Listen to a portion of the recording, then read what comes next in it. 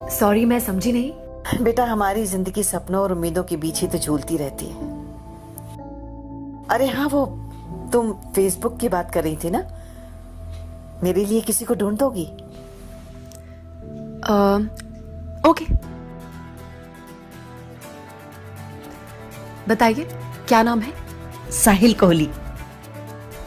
SAHIL? SAA। Okay, ये है?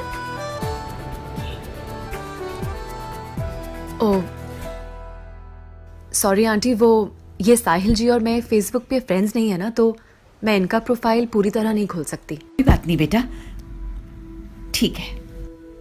क्या बात है आंटी?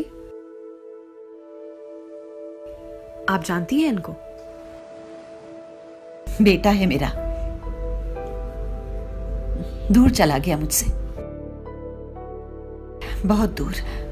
बच्चे जब छोटे होते हैं ना, तो चाहे जितना गुस्सा करें, जिद करें, माँ बाप उन्हें मना ही लेते हैं। लेकिन जब वही बच्चे बड़े हो जाते हैं, तो माँ बाप की छोटी सी बात पे भी उन्हें गुस्सा आ जाता है और छोड़ के चले जाते हैं। मेरा साहिल भी मुझे छोड़ के चला गया। मैंने उसे बहुत ढूंढने की कोशिश की। जब वो यहां से गया था ना, तो मेरी बहू प्रेग्नेंट थी। अब तक तो उसका बच्चा 3.5 साल का हो गया होगा।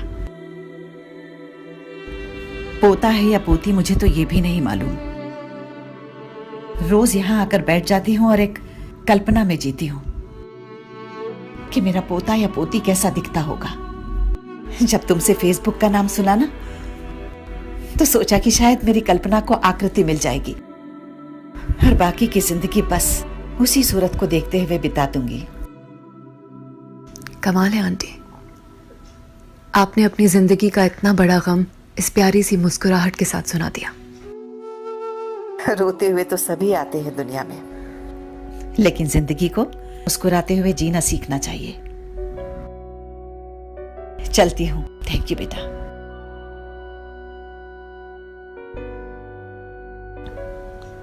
कितनी अजीब बात है, सोशल नेटवर्किंग साइट्स पे हम अपनी जिंदगी पूरी दुनिया के साथ शेयर कर बैठते हैं, पर अपनी इसी जिंदगी को अपने ही माँ बाप के साथ शेयर करना जरूरी नहीं समझते।